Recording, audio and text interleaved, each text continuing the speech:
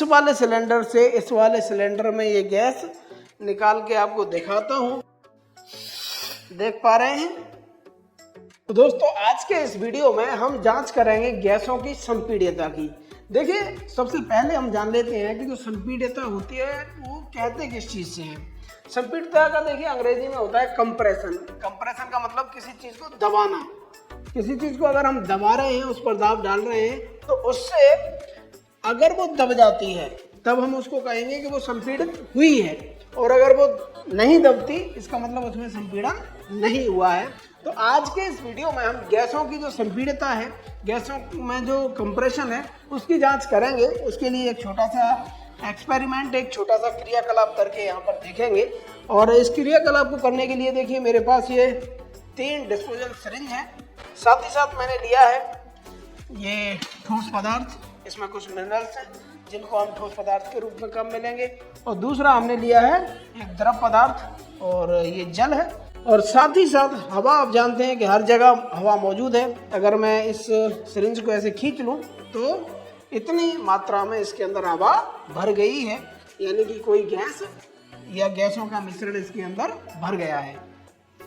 अब देखिए इस बोतल को देखिए, इसमें आपको ऐसा लग रहा होगा कि इसमें मैंने कोई तरल पदार्थ लिया है, लेकिन वास्तव में इसके अंदर ये आप जो देख रहे हैं ये जो तरल पदार्थ है ये एक गैस है जिसको संपीड़ित करके और तरल पदार्थों में बदल दिया गया है। तो इसके बारे में भी बात करेंगे। तो सबसे पहले जो क्रियाकलाप है उसको करके देख लेते हैं। देखिए इस क्रियाकलाप को करने के लिए सबसे पहले मुझे ये जो सिरिंज है इनके ये पिस्टन बाहर निकाल लेने हैं तीनों के, और इनके ये जो मुंह है इनको मुझे बंद कर लेना है, ताकि अंदर का जो पदार्थ है जब हम उसको दबाएं तो यहाँ से कोई भी चीज़ बाहर नहीं निकले, ना हवा बाहर निकले, ना जल बाहर निकले, ना ही कोई ठोस पदार्थ इसके बाहर निकले। देखिए सिंपली ये जो मुंह है उसको हम इस तरह से बंद कर देंगे। देखिए जो तीनों सिरिंज है उनके मुंह मैंने यहाँ पे बंद कर लिए हैं। देखिए सबसे पहले जो जल है यानी कि जो द्रव है उसको मैं इस सिरिंज में भर लेता हूँ, और इसकी जितनी क्षमता है उतना जल हम इसके अंदर भर देते हैं। पिस्टन के लिए थोड़ी सी जगह इसमें खाली रख लेते हैं ताकि हमारा ये जो पिस्टन है वो आसानी से इसके अंदर लग जाए। ये हमारा एक सिलेंडर बन के तैयार हो गया है जिसके अंदर जल भरा हुआ है। जो दूसरी वाली है इसमें हम ये ठोस पदार्थ भर लेते हैं। ये कुछ खनिज पदार्थ हैं जो कि मैंने इस वाली जो सिलेंडर है उसमें ले लिए हैं, और ये जो पिस्टन है इसको भी लगा देता हूँ। देखिए ये एक और सिलेंडर हमारा बन के तैयार हो गया है जिसमें हमने एक ठोस पदार्थ ले लिया है। अब हमारे पास बची है ये एक सिलेंडर और एक पिस्टन। तो इसको सिंपली हमें लगा लेना है क्योंकि हवा इसके अंदर ऑलरेडी भरी हुई है। तो इसको भी देखिए इस तरह से हम लगा लेते हैं। तो अब आप देख सकते हैं कि हमारे जो तीनों के तीनों सिलेंडर बन के तैयार हो चुके हैं। अब हमें क्या करना है कि एक एक करके इनको दबाना है, यानी कंप्रेस करना है, या फिर कहें कि संपीड़ित करना है, और देख लेना है कि कौन सी चीज़ ज़्यादा संपीड़ित होती है और कौन सी चीज़ कम संपीड़ित होती है। तो देखिए सबसे पहले हम संपीड़ित कर लेते हैं इस जल को। यहाँ पर आप पिस्टन को देख सकते हैं, लगभग 6 मिलीलीटर पे है ये। और अब देखिए अब मैं इसको पुश करता हूँ। देखिए इस पे मैं पूरा ताकत लगा रहा हूँ,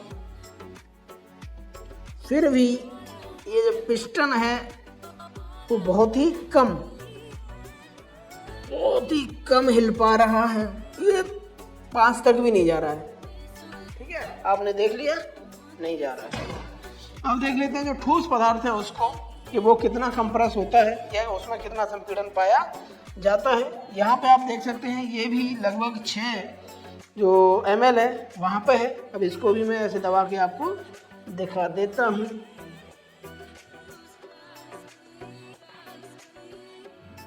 ये थोड़ा सा गया है क्योंकि जो ठोस है उसमें बहुत सारे कण हैं, छोटे छोटे टुकड़े हैं, इस वजह से, लेकिन इससे आगे ये भी नहीं जा पा रहा है।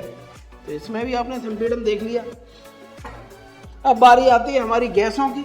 गैसों पे भी आप देख लीजिए कि जो पिस्टन है वो यहाँ 12 ml पे है, और 12 के बाद अब आप देख लेना कि ये कितना ऊपर दब रहा है। देखिए 2 ml दब गया और ये पूरा 7 ml तक दब गया, यानी 5 पे पहुंच गया है।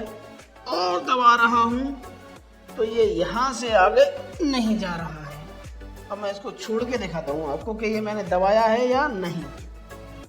आप देख सकते हैं हमारा जो पिस्टन है वो पुनः उसी अवस्था में आ गया है, यानी कि जो गैस है वो संपीड़ित हुई है। तो दोस्तों ये जो क्रियाकलाप है इसको देखने के बाद आप भली भांति समझ गए होंगे कि जो गैसें होती हैं उनमें संपीड़न भी बहुत ज्यादा होता है।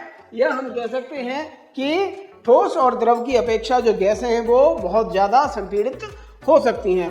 यही कारण है कि जब हम गैसों को बहुत ज्यादा संपीड़ित करते हैं तो वो द्रव अवस्था में बदल जाती हैं, और उन द्रवों को हम सिलेंडरों में भर के एक स्थान से दूसरे स्थान पर ले जा सकते हैं। जैसा कि दैनिक जीवन में भी हम देखते हैं हमारे घरों में जो गैस होती है जो खाना बनाने के काम आती है, जिसको हम एलपीजी बोलते हैं, वो भी सिलेंडरों में आती है। और जब हम सिलेंडर को हिला के देखते हैं तो हमें ऐसा महसूस होता है कि इसके अंदर कोई लिक्विड यानी कि कोई तरल पदार्थ भरा है। वो वास्तव में एक संपीड़ित गैस है जो कि गैसीय अवस्था से द्रव अवस्था में बदल गई है।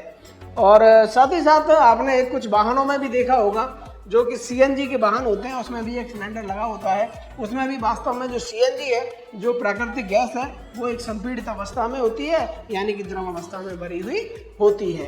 तो ये है जो गैसों की संपीड़ितता है उसका दैनिक जीवन में उपयोग। देखिए अब मैंने ये एक छोटा सा सिलेंडर है मेरे पास और इसमें मैंने एलपीजी गैस भरी हुई है, और अभी मैं आपको दिखा देता हूँ। आपको अभी ये तरल पदार्थ लग रहा होगा, इसको अगर मैं निकालूं, देखिए मैं यहाँ से जैसे ही दबाऊंगा तो इसमें से तेजी से जो एलपीजी गैस है वो निकलते हुए आप देख पाएंगे। देखिए इसमें जो गैस है उसकी साउंड तो आप सुन पा रहे हैं, लेकिन आप प्रॉपर देख नहीं पा रहे हैं। मेरे पास एक और बड़ा सिलेंडर है, इसमें भी एलपीजी गैस भरी हुई है। तो मैं इस वाले सिलेंडर में ये गैस निकाल के आपको दिखाता हूँ, साथ ही साथ इसके साथ वो आपको निकलते हुए भी दिख जाएगी। तो गैस भी कम वेस्ट होगी और हमारा काम भी हो जाएगा। देखिए देख पा रहे हैं, देखिए ये पूरी की पूरी एलपीजी गैस है और एक विशेष तरह की गंध इसमें मिलाई जाती है। वास्तव में जो एलपीजी गैस होती है वो गंधहीन होती है, उसमें कोई गंध नहीं होती। लेकिन आपने रसोई में देखा होगा कि अगर कहीं गैस लीक हो जाती है तो आपको एक विशेष गंध महसूस हो जाती है दूर दूर तक। तो उसका कारण ये है कि सुरक्षा कारणों की वजह से जो एलपीजी गैस होती है उसमें कृत्रिम रूप से ये जो गंध है वो मिला दी जाती है, ताकि दुर्घटना होने से लोगों को बचाया जा सके। अगर कहीं पर कोई गैस लीक होती है तो लोगों को पता चल जाए, वो सजग हो जाए और किसी दुर्घटना से बच सके। दोस्तों आज की वीडियो में बस इतना ही। आप समझ गए होंगे कि जो गैस होती है वो बहुत ज़्यादा संपीड़ितता उनमें पाई जाती है, और उनको संपीड़ित करके हम द्रव अवस्था में भी बदल सकते हैं, उच्च दाब और निम्न ताप पर। तो बस इतना ही था आज की इस वीडियो में। आशा करते हैं आपको वीडियो अच्छा लगा होगा। अगर अच्छा लगा तो प्लीज़ इसे लाइक कीजिए, शेयर कीजिए दोस्तों के साथ। चैनल पर नए हैं तो सब्सक्राइब जरूर कीजिएगा। तो वीडियो देखने के लिए आपका बहुत बहुत धन्यवाद।